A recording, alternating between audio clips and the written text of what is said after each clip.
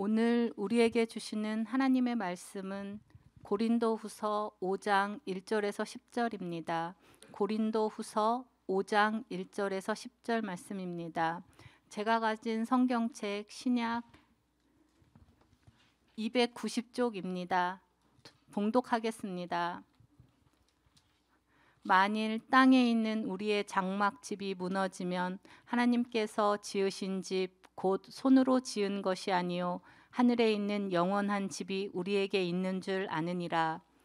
참으로 우리가 여기 있어 탄식하며 하늘로부터 오는 우리 처소로 덧입기를 간절히 사모하노라. 이렇게 입음은 우리가 벗은 자들로 발견되지 않으려 함이라. 참으로 이 장막에 있는 우리가 짐진 것 같이 탄식하는 것은 벗고자 함이 아니요 오히려 덧입고자 함이니 죽을 것이 생명에 삼킨 바 되게 하려 함이라. 곧 이것을 우리에게 이루게 하시고 보증으로 성령을 우리에게 주신 이는 하나님이시니라. 그러므로 우리가 항상 담대하여 몸으로 있을 때에는 주와 따로 있는 줄을 아노니 이는 우리가 믿음으로 행하고 보는 것으로 행하지 아니함이로라. 우리가 담대하여 원하는 바는 차라리 몸을 떠나 주와 함께 있는 그것이라. 그런즉 우리는 몸으로 있든지 떠나든지 주를 기쁘시게 하는 자가 되기를 힘쓰노라. 이는 우리가 다 반드시 그리스도의 심판대 앞에 나타나게 되어 각각 선악간의 그 몸으로 행한 것을 따라 받으려 함이라. 아멘. 네. 할렐루야. 오늘 말씀의 제목을 함께 읽습니다. 시작. 하나님의 평가를 준비합시다. 다시 한번 합니다. 하나님의 평가를 준비합시다. 여러분 그 아주 오래전에 영화화됐던 안시성이라는 영화를 혹시 보신지 모르겠어요. 저희 별내에서 저 공릉도로 나가다 보면 안시성 짜장면 집도 있긴 하더라고요. 근데 그 안시성 영화를 뭐 다를 얘기를 할 수는 없지만 그때 당시 고구려라는 나라에 왕이 있었는데 그 왕과 안시성의 성주인 양만춘이라고 하는 장군이 있었어요. 근데 이 고구려가 나라도 굉장히 컸고 힘도 강했고 왕의 힘도 굉장히 강했지만 왕의 하는 일들이 조금 불편했던 성주가 있었는데 바로 안시성의 양만춘 장군이 그런 마음을 갖고 왕에게 잘 말을 안 듣는 그런 왕이었어요. 근데 이 안시성에 큰 위기가 찾아오죠. 바로 당나라의 그 엄청난 대군이 쳐들어오죠. 물론 안시성의 그 양만춘 장군은 굉장한 전투력과 전략가이지만 사실은 막아내는 것은 이미 불가능한 상태였던 것이고, 그래도 최선을 다해서 이 당나라를 막아내죠. 그런 모습을 보고 왕이 첩자로 보낸 장수 한 사람이 이 양만춘 장군의 이 충성하는 모습을 보고 왕에게로 달려가죠. 그 사이에 이 당나라의 이 군대는 이미 안시성에 큰 피해를 주고 이제 정령만을 남겨둔 상태가 됩니다. 왕 앞에 그리고 많은 신하들 앞에 이 왕이 보낸 첩자 역할을 하는 이 장수가 엎드려서 이렇게 말합니다. 안시성을 좀 구해달라. 양만춘 장군을 좀 구해달라. 제발 부탁이다 하고 왕이 엎드려 간곡히 부탁하죠. 그러자 왕이 칼을 내빼들고 말도 지지도 안 듣는 양만춘을 내가 왜 구해줘야 되는지 그 이유를 말하라고 목에다 칼을 딱 들이대는 장면이 나옵니다. 그때 이 충성스러운 장수가 이렇게 말하죠.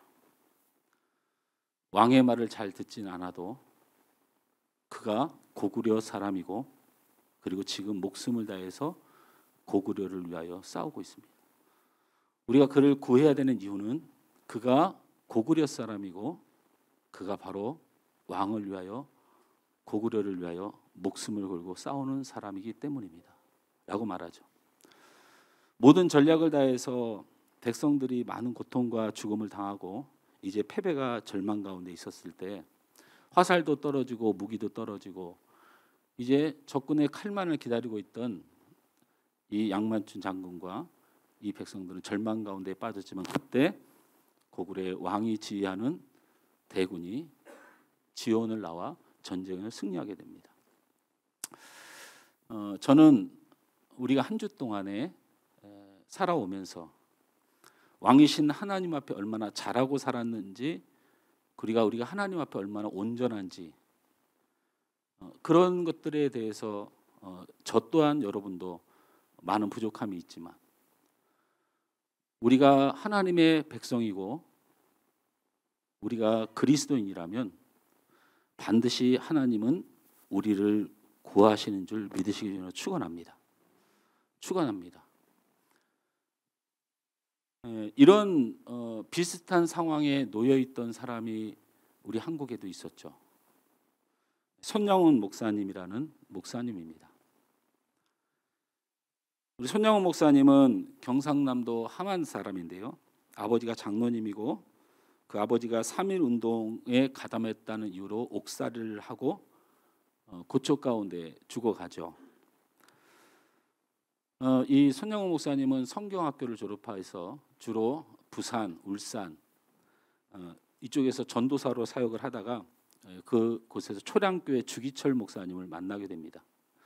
그래서 정식으로 신학을 하게 되죠. 그래서 1938년에 평양으로 올라가서 장로의 신학교를 졸업하고 바로 전라남도 여수에 있는 한센스 환자 요양원, 우리 흔히들 나병이라고 부르고 옛날엔 더 속된 말로 문둥병이라 불렀던 한센스 환자 요양원이 애영원 교회에서 전도사로 봉사를 하기 시작합니다. 그때 전도사로 봉사를 하면서 한센스 환자들의 쏟아지는 고름을 닦고 빨며 그의 삶을 주님 앞에 드기로 작정하고 헌신하죠. 그 과정에 자기의 신앙을 시험하는 사건이 벌어집니다. 바로 일제의 신사참배를 강요하는 요구를 받게 됩니다.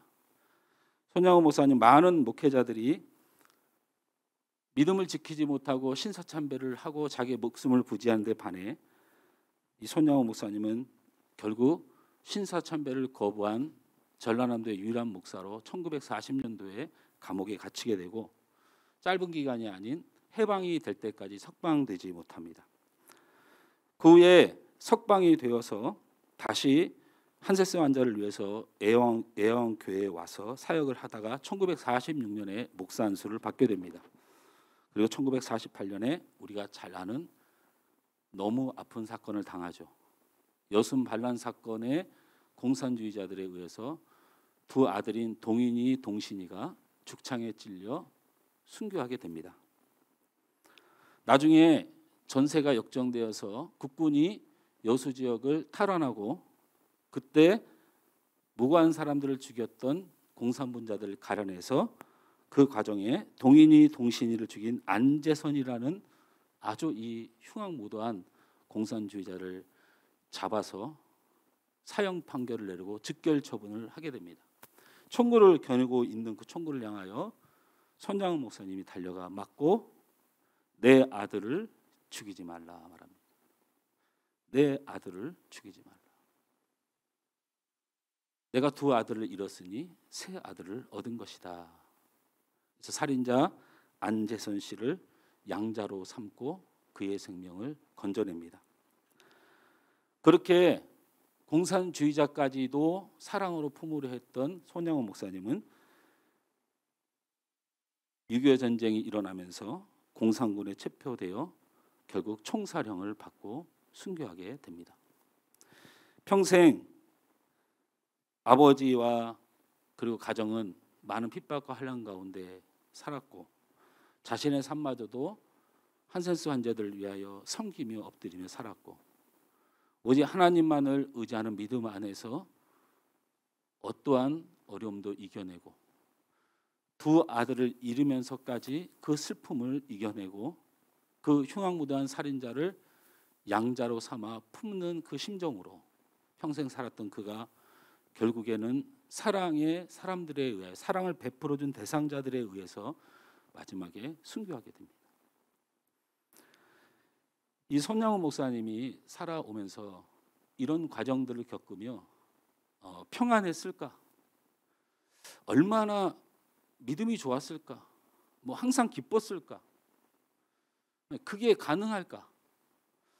아버지가 억울하게 옥살이를 하다가 돌아가시고 두 아들은 공산주의자에 의해 애양원에서 아버지를 도와 봉사하다가 죽창에 찔려 죽고, 이게 사람의 마음으로 극복되는 슬픔이고 아픔일까? 얼마나 화가 나고 얼마나 분노가 치밀고 얼마나 억울했을까?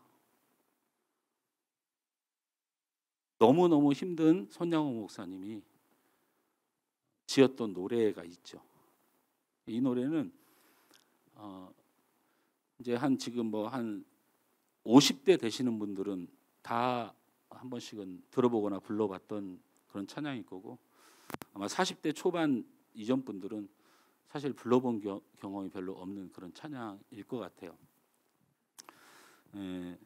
제가 찬양의 가사를 좀 6절까지 있는 가사인데, 우리 선 목사님이 도저히 감당할 수 없고 너무나도 힘들고 아픈 마음에 얼마나 그 힘든 세상을 살기가 힘들었으면 용서하는 게 힘들고 억울한 거 참아내는 게 힘들고 그랬으면 우리 주님 빨리 오셨으면 좋겠다. 너무 사람들 미워하는 것도 힘들고 물질이 뭐라고 그거 외면하고 가난하고 어려운 사람 품고 살지만 너무 힘들게 사는 것도 너무 힘들고 빨리 주님이 오셨으면 좋겠다. 그런 마음으로 이런 노래를 지었습니다. 낮에나 밤에나 눈물 머금고 내 주님 오시기만 고대합니다. 가실 때 다시 오마 하신 예수님, 오 주여 언제나 오시렵니까? 고적하고 쓸쓸한 빈들판에서 희미한 등불만 밝히어 놓고 오실 줄만 고대하고 기다리오니 오 주여 언제나 오시렵니까? 먼 하늘 이상한 구름만 떠도 행여나 내 주님 오시는가 해 머리 들고 멀리 멀리 바라보는 마음, 오 주여 언제나 오시렵니까? 우리 함께 좀 불러볼까요? 오랜만에.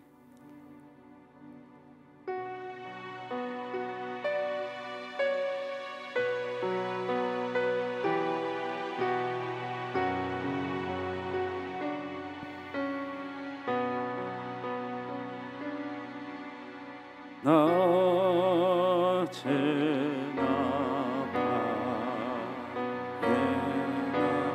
눈물 머금고 내 주님 오시기만 고대합니다.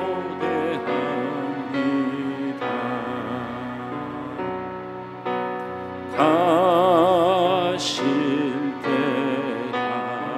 다시 오마 하신 예수님, 오 주여 언제나 오시렵니까? 고적하고 쓸쓸한 빈들판에서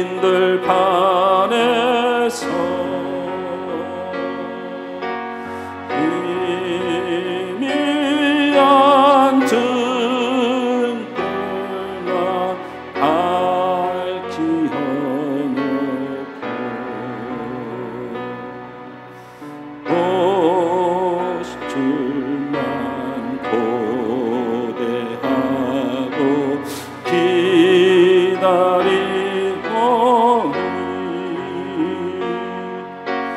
오 주여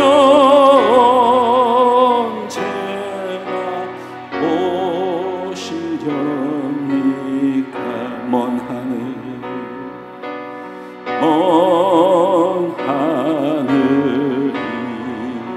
이상한 구름만 떠도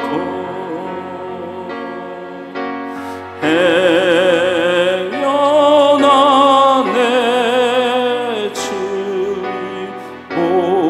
오시는가 해 머리 들고 멀리 멀리 바라보는 날 오 주여 언제나 오시렵니까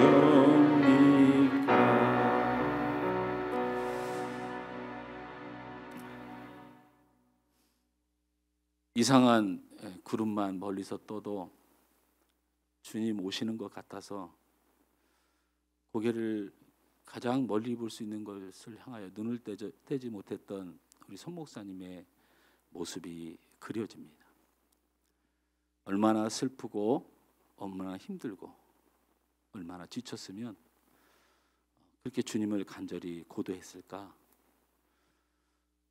그런데 이런 마음으로 살았던 사람이 손영훈 목사님만 있는 건 아니죠. 여러분 다윗이 무엇을 가장 많이 한 사람입니까? 하나님을 찬양을 가장 많이 한 사람이죠. 그래서 시편의 90%를 다시 말하면 하나님만 바라보고 하나님만 찬양했던 사람이 다윗입니다.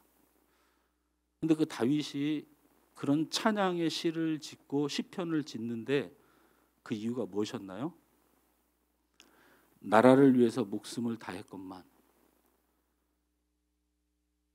왕을 위해서 최선을 다했는데 억울한 누명을 씌우고 배신자가 되어서 가족과 자신이 동굴에 숨어 지내며 자신의 정의로움을 지지해주던 모든 사람들은 숙청을 당하고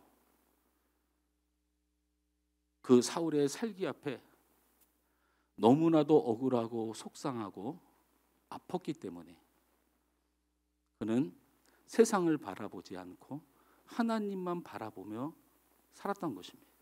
그게 바로 찬양입니다. 우리의 찬양의 본질, 우리의 예배의 본질은 바로 그렇게 하나님만을 바라보고 주님만을 바라보는 삶의 고백입니다.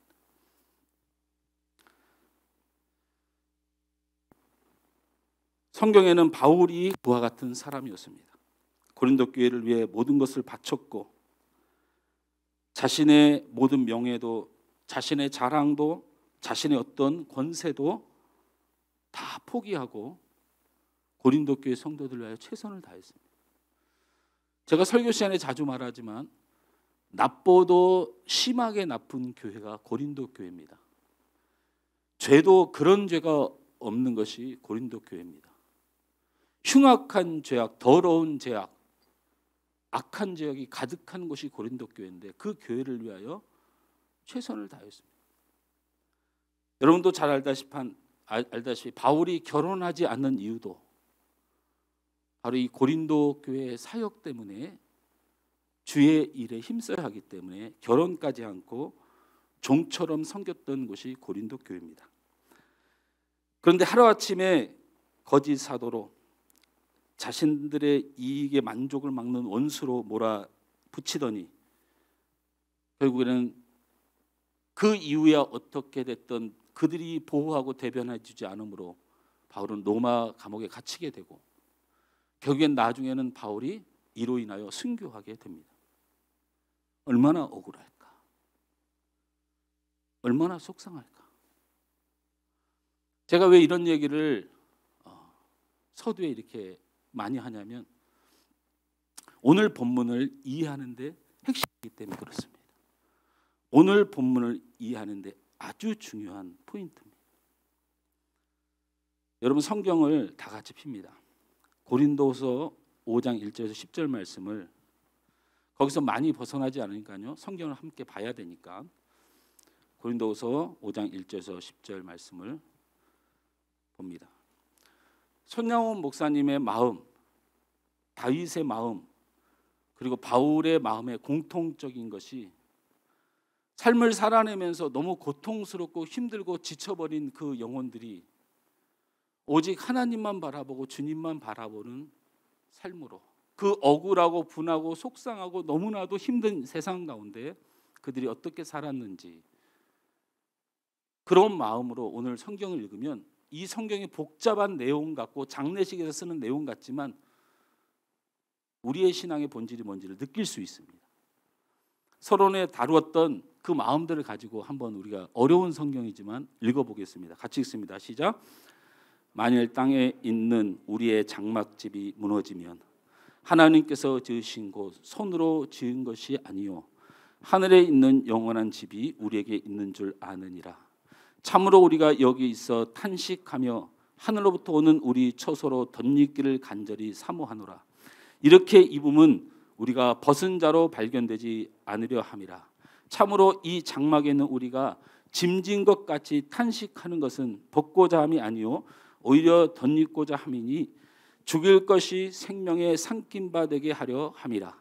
곧 이것을 우리에게 이루게 하시고 보증으로 성령을 우리에게 주시는 하나님이시니라. 그러므로 우리가 항상 담대하여 몸으로 있을 때는 주와 따로 있는 줄을 아노니 이는 우리가 믿음으로 행하고 보는 것으로 행하지 아니함이로라. 우리가 담대하여 원하는 바는 차라리 몸을 떠나 주와 함께 있는 그것이라. 그런즉 우리는 몸으로 있든지 떠나든지 주를 기쁘시게 하는 자가 되기를 힘쓰노라. 이는 우리가 반드시 그리스도의 심판대 앞에 나타나게 되어 각각 선악간에 그 몸으로 행한 것을 따라 받으려 함이라. 아멘. 바울은 하나님만 바라보고 살고 우리 주님이 오시기를 탄식한다고 했습니다. 여기서 우리가 몇 가지의 어려운 단어들을 이해하는 것으로 오늘 설교를 진행하고 마치려 합니다. 성경에 말하는 모든 탄식이란 단어는 한숨 쉬다라는 게 아니고 간절히 사모하다라는 뜻입니다. 성령께서 우리를 탄식하며 도우시길 원한다는 건 넌 도대체 왜 그랬어 하고 야단치며 우리를 바로 수정해 주는 게 아니고 성령께서 간절히 원하는 것은 너희를 살리는 것이다. 그런 뜻입니다. 탄식은 간절히 원하는 것, 기대하는 것이란 뜻이죠. 그래서 오늘 바울은 하늘의 장막을 덧입기를, 다시 말하면 주님 오시기를 탄식했다. 간절히 바랬다. 그런 이야기입니다. 오늘 말씀은 이 내용 저 내용을 보기 전에 그냥 성경 한 구절 한 구절 이해하면서 여러분이 받을 수 있는 은혜, 깨달을 수 있는 은혜가 있어지길 주님을 축원합니다. 논리적이지 않을 수 있고 순서적이지 않을 수 있고 그리고 핵심적이지 않을 수 있지만 하나님 말씀을 어렵다고 떠나지 않고 반드시 풀어내서 여러분 안에 하나님의 놀라운 역사들이 일어나길 주님으로 축원합니다. 우리 고린도서 5장 4절부터 우리 함께 보겠습니다. 고린도후서 5장 4절 다 같이 읽습니다. 시작. 참으로 이 장막에 있는 우리가 짐진 것 같이 탄식하는 것은 벗고자 함이 아니요 오히려 덧입고자 함이니 죽을 것이 생명에 삼킨 바 되게 하려 함이라. 여기 보면 벗는다는 말이 나오죠. 참으로 이 장막에 있는 우리가 짐진 것 같이 탄식하는 것은 벗고자 함이 아니요. 무슨 말인지를 모르니 성경이 풀리지 않죠. 근데 이 말이 한 번만 나옵니까? 3절에도 보면 이렇게 입음은 우리가 벗은 자들로라는 말로 표현됩니다. 그래서 우리가 성경을 이해할 때, 오늘 말씀 본문을 이해할 때 은혜를 받으려면 말씀이 풀려져야 됩니다. 할렐루야. 말씀이 풀려져야 됩니다. 할렐루야. 말씀이 풀려지고 들려지고 역사가 되어져야 되는 거죠. 그래서 벗는다는 말은 무슨 말이냐면 물리적으로 성도의 죽음을 말합니다. 벗는다는 말은 성도의 죽음을 말해요. 자, 그래서 3절 4절을 그런 의미를 말도 안 되는 얘기일지 모르지만 해석해서 넣다 보니까 이렇게 4절을 말할 수 있어요. 한번 봅니다. 눈으로. 참으로 이 장막에 있는 우리가 짐진 것 같이 탄식하는 것은 뭐라고 해야 될까요? 벗고자 하면 무슨 뜻이라고요? 그리스도인의 물리적 죽음을 뜻한다라고 말했어요. 그래서 우리가 결국 죽고자 함이 아니요 오히려 덧입고자 함. 자, 벗고자 하는 것은 죽는 것인데 덧입고자 함은 뭘까요? 아이고, 예, 드디어 우리 하늘소망교회 성도들이 발전하기 시작했어요. 난 놓고 기억자도 모르더니 이제는 이 어려운 단어를 해석해냅니다. 자, 성경이 너무 쉬워졌죠? 용기가 생겼어요. 벗는 것은 죽는 것이고 덧입는 것은 사는 것이에요. 자, 그렇게 읽어보겠습니다. 4절 다시 읽습니다. 참으로 이 장막에 있는 우리가 짐진 것 같이 탄식하는 것은 뭐라고 그랬어요? 간절히 원하는 것은 죽고자 함이 아니요 오히려 살고자 함이니 죽을 것이 생명에 삼킨 바 되게 하려 함이라. 성경 굉장히 쉬워졌죠. 그러면 여기서 우리가 꼭 기억해야 될 게 있어요. 죽고 살고 죽음이 생명에 삼킨 바 되고 이것은 하나님의 구원과 그리스도의 보혈로 인한 성도의 영원한 삶을 말하는 것이지만 바울이 굳이 이 이야기를 왜 하게 되었냐면 당시 헬라 문화의 뿌리 깊은 이원론 사상에 근거한 죽음을 사람들은 생각했기 때문이에요. 헬라 문화의 뿌리 깊은 이원론 사상이라고 하는 건 영과 육의 분리를 말하는 것이에요. 영과 육이 분리된다는 거예요. 이런 폐해가 고린도 교회 안에 심각한 갈등이 되었던 거예요. 이게 무슨 말이냐면 제가 여러분 이거 자주 설명하죠. 지난주에도 설명했고 수요일도 설명했고 요 근래 자주 설명해요. 헬라 문화의 이원론 영지주의 이거 자주 설명합니다. 육과 영의 분리에 대한 이야기. 자, 그래서 육이 있고 영이란 말을 다루니까 복음인 것 같고 신앙인 것 같은 착각을 일으켜요. 그러면서 이 헬라 문화의 사람들이 이걸 어떻게 영지주의자를 이용을 했다고요? 육은 죄가 많아. 왜 아멘 안 해요? 육은 죄가 많죠. 육은 죄인이죠. 육은 더러운 것이죠. 육은 멸망받을 것이죠. 이렇게 마치 육의 죄가 가득한 내 자신을 비추어서 그렇게 육을 말하는 거예요. 자, 그 대신 뭐라고 얘기냐면 영은 새 것이고 영은 귀한 것이고 영은 존귀한 것이고 영은 영생하는 것이라고 이렇게 얘기를 해요. 여기까지는 유사 복음이에요. 복음이 비슷해요. 근데 뭐가 문제예요? 영지주의자들, 헬라 문화권의 이원론자들, 고린도 교회에 있었던 이 헬라 문화에 젖어 있는 이 사람들의 생각에 어떤 문제가 있어요? 그래서 육을 방임해요.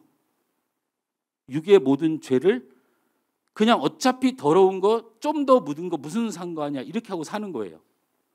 우리는 영만 새로우면 돼. 영과 육을 분리할 뿐만 아니고 그 육의 더러운 죄악들 그러면서 계속 죄를 더 짓는 것은 아무 잘못이 아니라고 얘기해요. 이 영향을 받은 그 문화가 여러분 잘 아시듯이 그리스 문화, 로마 문화예요. 그래서 로마인들, 그리스인들은 생각만 바르면 되고 생각만 옳으면 되고 그래서 그렇게 철학이 발달된 거예요. 왜 생각이 옳고 그렇게 발달됐는데 왜 그렇게 타락했을까요? 바로 이 이원론 때문에 그래요.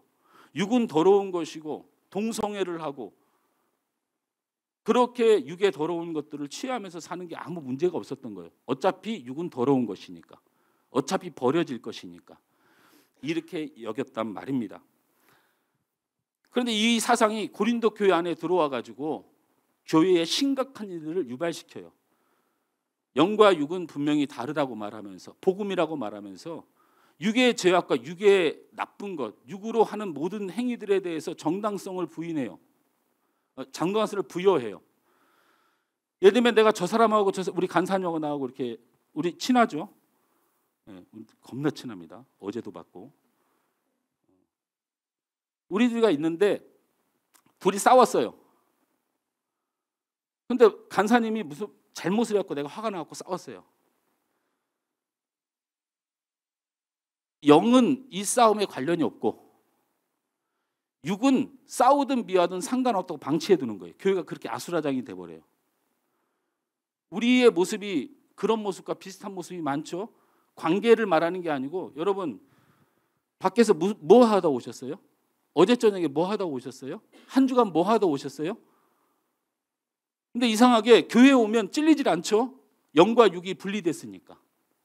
여러분이 영과 육이 분리된 삶을 살고 있다는 걸 가만히 생각해 봐요. 죄를 지어도 누굴 미워해도 내가 하나님 말씀을 순종하지 않아도 편안하잖아요. 왜? 여러분 안에 이원론이 있는 거예요. 영과 육은 다르다. 그런데 주님이 어떻게 말씀하셨습니까? 고린도전서 15장 12절 말씀을 우리 다 같이 한번 읽습니다. 시작. 그리스도께서 죽은 자 가운데서 다시 살아나셨다 전파되었거늘 너희 중에서 어떤 사람은 어찌하여 죽은 자 가운데서 부활이 없다 하느냐. 이 말이 되게 어렵게 느껴지지만 이것은 무엇을 얘기하면 육체의 부활을 말하는 거예요. 육체의 부활을 말하는 거예요. 여러분 영만 구원받고 영만 하나님 나라에 가는 게 아니고 우리 육신도 부활하고 육신도 구원받습니다. 우리 기독교는 영육이 함께 부활을 하는 거예요. 분리가 아닙니다. 존재의 특성상 나누는 거지 우리 영과 육은 따로 떨어질 수 없습니다. 그러면 여러분의 영이 그렇게 거룩한데 육신에 아무 쓸모도 없고 버려지고 나중에는 흙이고 재가 될 그 육신을 위해서 예수님이 십자가에 죽었다고요? 우리 육의 죄악들을 깨끗게 하기 위하여 흘리신 보혈이 우리 영과 육의 이 우리 전인격을 구원하시기 위해서 흘리신 보혈이 바로 예수님의 보혈입니다. 이러한 성경을 벗어난 무질서한 주장과 혼란을 예방하기 위해서 오늘 고린도후서 5장 4절에 벗고자 함이요. 다시 말하면 그리스도의 물리적 죽음을 설명하면서 그런 마음으로 4절을 다시 우리 읽습니다. 오늘 본문 말씀을 4절을 다시 읽습니다. 참으로 이 장막에 있는 우리가 짐진 것 같이 탄식하는 것은 벗고자 함이 아니요 오히려 덧입고자 함이니 죽을 것이 생명에 삼킨 바 되려 함이라. 우리 육체는 버려지지 않습니다. 반드시 덧입어집니다. 우리 육신은 죽어서 사라지는 존재가 아닙니다. 반드시 살아 영생하는 존재입니다. 할렐루야. 이것을 분명히 알아야 된다. 육이 소중하다. 육의 행위가 굉장히 그래도 하나님 앞에 거룩한 것이어야 된다. 영은 구원받고 육은 버림받는다는 이 주장 인정할 수 없기 때문에 우리가 죽어지는 것 같지만 다시 사는 존재인 것을 알고 살기 원한다. 우리의 육체가 부활의 생명을 통해서 새로워집니다. 여러분 우리 육체의 부활을 믿습니까?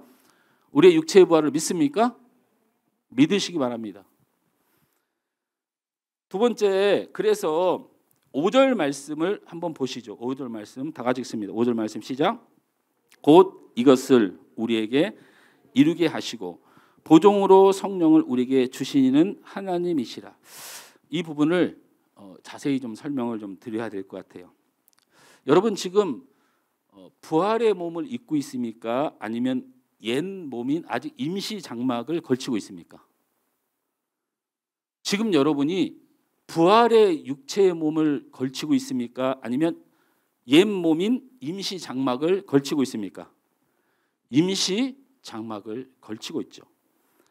근데 이 임시 장막인 이 우리 지금 현재 육체는 우리가 잘 아는 대로 유한하고 죄악되고 병들고 시들고 아픕니다. 그런데 우리가 덧입고자 하는 것이 뭡니까? 영원한 집, 영원한 장막을 덧입고 싶습니다. 자, 그래서 지금 우리 몸인 임시 장막과 영원한 하나님의 나라를 덧입는 영원한 집 사이에는 간격이 있습니다. 거리가 있다는 거예요. 그래서 이 영원한 장막까지 이 임시 장막의 몸을 가지고 이 영원한 장막을 덧입고자 하는 이 간격의 시간이 우리의 삶 속에 남겨진 숙제입니다. 잘 들으세요. 여러분, 죄도 짓고 나쁘고 하나님이 용서 못할 것 같은 나약한 육신을 가지고 우리가 임시 장막에 거하고 있는데, 우리가 결국 가야 되고 덧입어야 되는, 우리가 반드시 가져야 되는 하나님의 나라의 영원한 집이 존재를 하는데, 이 사이에 간격이 있습니다. 시간의 간격이 있어요. 그래서 바로 이 임시 장막과 영원한 장막 사이에 이 시간과의 싸움을 지금 우리가 하고 있는 거예요. 할렐루야. 근데 여러분이 무슨 착각을 하고 있냐면, 어려울 수 있는데 잘 들어보세요.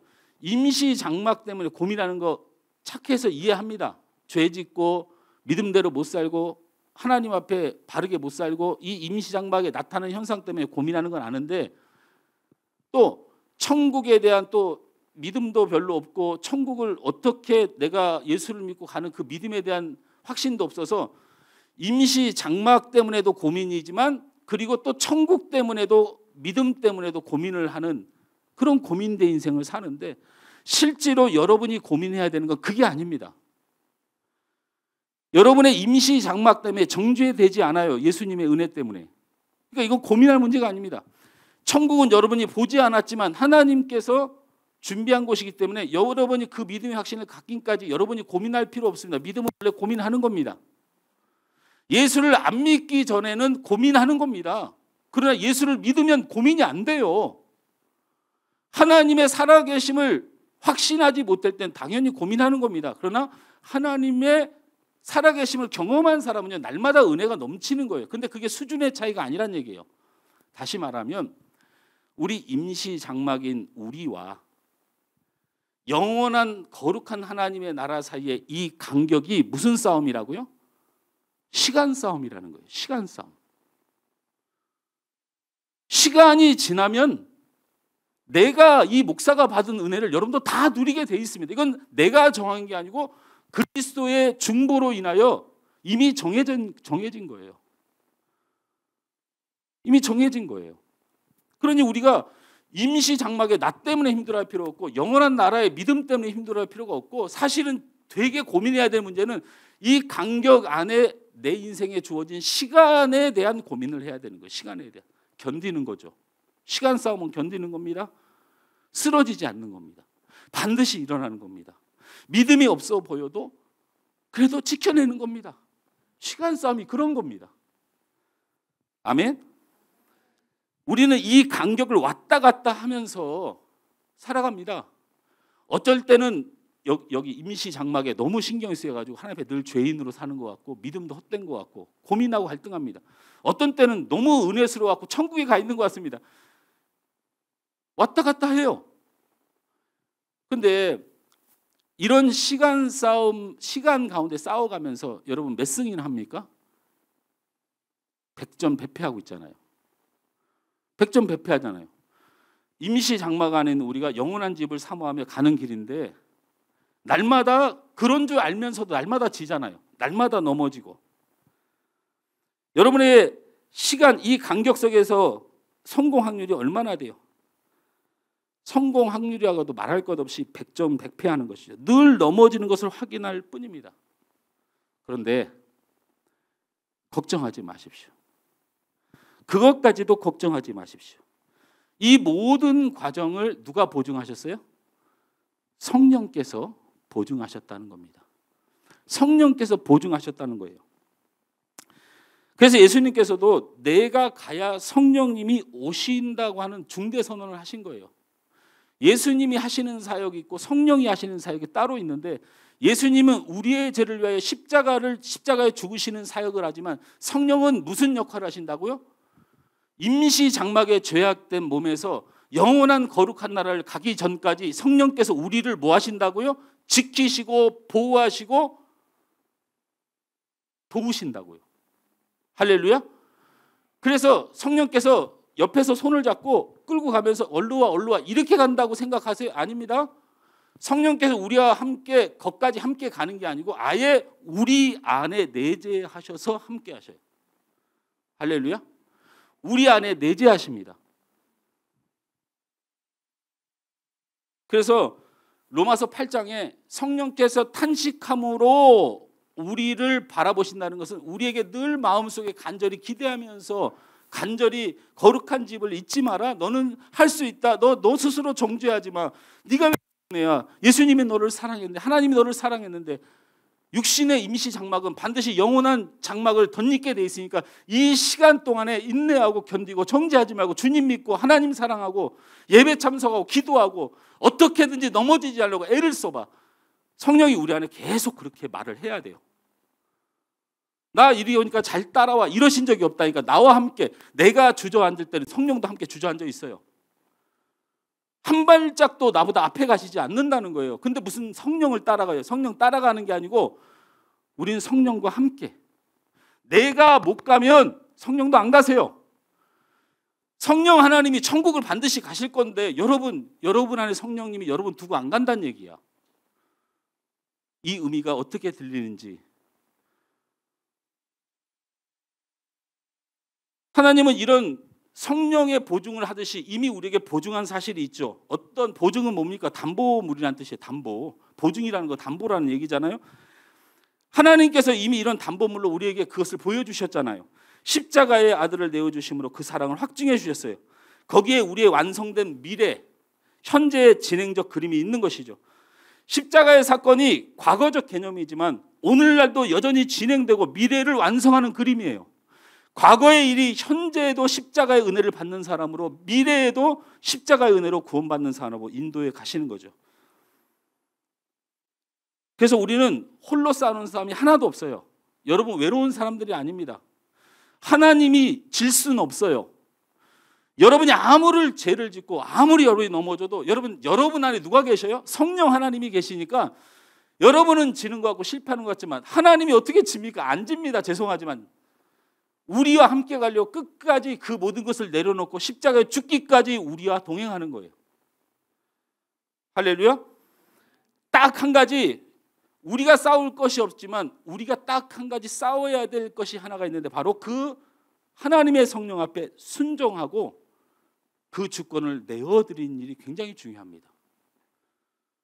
순종하고 고만 나를 내려놔야 돼요.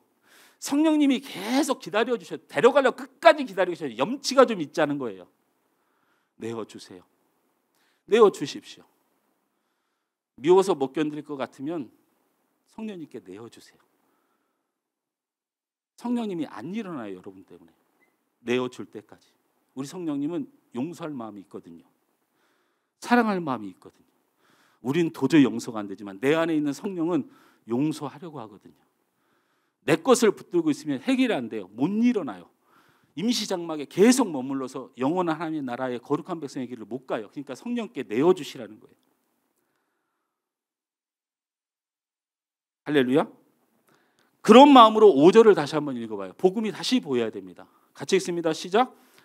곧 이것을 우리에게 이루게 하시고 보증으로 성령을 우리에게 주시는 하나님이시라. 하나님이 성령을 우리 안에 주셔서 우리는 반드시 이길 수밖에 없는 하나님이 질 수 없는 하나님의 백성으로 여러분을 삼으셨다는 겁니다. 할렐루야. 믿음 없는 것 때문에 낙심하지 마세요.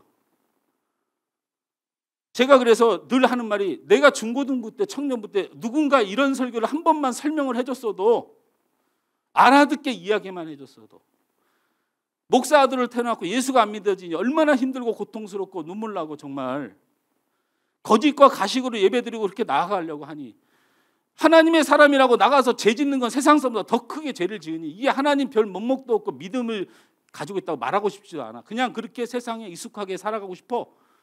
누가 그럼에도 불구하고 내 더러운 자리에도 성령께도 함께 간다.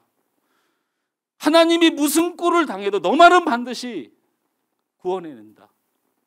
네 믿음 없음과 네 죄악됨 때문에 낙심하고 절망하지 마라. 하나님이 지지 않는다. 예수님은 죽은 자 가운데 부활하셨다. 반드시 너를 살려낸다. 그러면 제가 믿음 때문에 고민 안 했을 거예요. 성령께 맡길 거예요. 그 믿음 안에, 그 말씀 안에 나를 맡겼을 것입니다. 여러분, 그 영화 광해라는 영화 봤나요? 광해. 그 광해를 보면 이 왕을 둘러싼 파벌 싸움과 당의 당쟁으로 해서 그 왕의 목숨의 위협을 느끼게 되자 피하죠. 암살 시도를 했던 것에 죽지 않고 죽은 것으로 가정해 가지고 살아 있죠. 그래서 그 밑에 있던 부하들이, 충신들이 일단은 왕은 죽을 우려가 있으니 여기서 숨어 있으면서 왕을 죽이려 했던 사람들을 살피고, 그래서 나중에 이를 도모하자고 왕을 숨겨놓고 저작거리에 나가서 술판에서 기생들과 노는 왕의 모습을 똑같이 닮은 사람을 왕복을 입혀서 궁궐 안으로 들여오죠. 그죠? 기억나시나요? 이병헌 씨가 1인 2역을 한 거잖아요. 근데 들어왔는데 왕의 옷을 입은 이 사람이 하선이라는 사람인데요. 이 하선이라는 사람이 궁궐에 들어와서 궁궐의 법도라든지 예절이라든지 이 궁궐의 어떤 생활 방식을 모릅니다. 잘. 그래가지고 무슨 일이 있어요, 여러분? 기억하시나요? 그 용변 보고 손 닦으라고 물 떠갖고 오잖아요, 그 하녀들이. 근데 그 물을 어떻게 했어요? 목마르다고? 영화 왜 안 보셔놓고 본 척해요?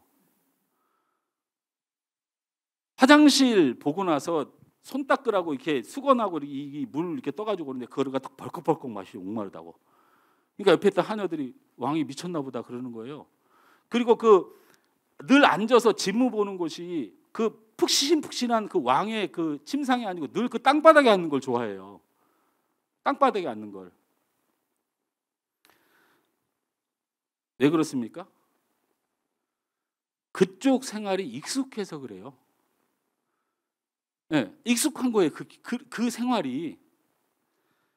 거리에서 살고 놀고 먹고 하던 습관과 행동을 궁궐에서 그대로 하는 거예요. 왜 그렇습니까? 그쪽 생활이 익숙해서 그래요. 우리가 그런 거예요. 우리가 그런 거라고요. 우린 궁궐에 사는, 예수 그리스도의 세마포로 보혈의 은혜로 우리의 옷을 덧입혀놨어요. 근데 우리는 하나님의 나라에 어떻게 살아야 되는지 법규가 있는데도 우리는 세상에 굉장히 익숙한 사람이에요. 그게 자연스러운 사람이에요. 제가 중학교 3학년 때 그 정말 충격을 받았어요. 교회를 다니면 안 되겠다라는 생각을 했던 사건이 하나가 있었는데, 그게 뭐냐면, 그때 제가 있던 다니던 교회가 노회가 있었어요. 그러니까 교회 연합 모임을 노회라고 부르는데, 이 노회에 체육대가 있었어요. 근데 정말 1000여 명 정도 이상이 모여요, 운동하러. 그러면 16개 팀, 20개 팀, 30개 팀이 막 축구도 하고 하는데, 제가 축구를 하게 됐어요. 축구를 중학교 3학년인데 교회가 작다 보니까 중학교 3학년째라도 일단 막 나가야 되는 거야. 목사님들이고 장로님들이 축구를 하는데 이런 시가 막 나와. 아니 뭐 그 육두문자를 대놓고 하는 건 아니죠. 그게 이제 무슨 말을 하는지는 하고 싶은지는 알겠어. 그리고 제가 그 운전을 하잖아요. 그래서 여기 뭐죠? 이거 찍는 거 카메라? 가속 카메라 말고 이 블랙박스가 있잖아요. 블랙박스를 제가 차를 사서 블랙박스를 달았다가 제가 한번 말씀드렸죠. 운전을 하고 이제 블랙박스를 그대로 두고 이제 설치해 준 그대로 하고 다니다가 집에를 돌아왔어요. 근데 여러분 새 차를 사면 누가 긁었나 안 긁었나 그걸 보고 싶은 거예요. 그 블랙박스를 한번 보고 싶은 거예요. 저는 블랙박스를 한 번도 안 달아봤어요. 신기해가지고 블랙박스 구경을 하는 거예요. 제가 운전한 동안에. 블랙박스를 딱 켜봤더니 화면은 둘째치고 제가 뭐 하고 있냐면 누가 확 끼어들 때마다 이씨 막 이러고 있어. 자, 제가 말씀드립니다. 우리는 그게 그렇게 그게 편한 사람들이에요. 그렇게 사는 게 편한 사람들이야. 우리의 삶의 이 습관들을 고치는 게 쉽지가 않아요. 이 죄악의 행동들을 고치는 게 쉽지가 않습니다. 그런데 오늘 말씀의 결론을 말씀드릴게요. 문제는 이런 습관들, 우리가 편애하는 이 습관들 말고 문제는 우리의 가치관까지도 하나님의 복음에 불편하고 세상의 가치관에 굉장히 편하다는 거예요.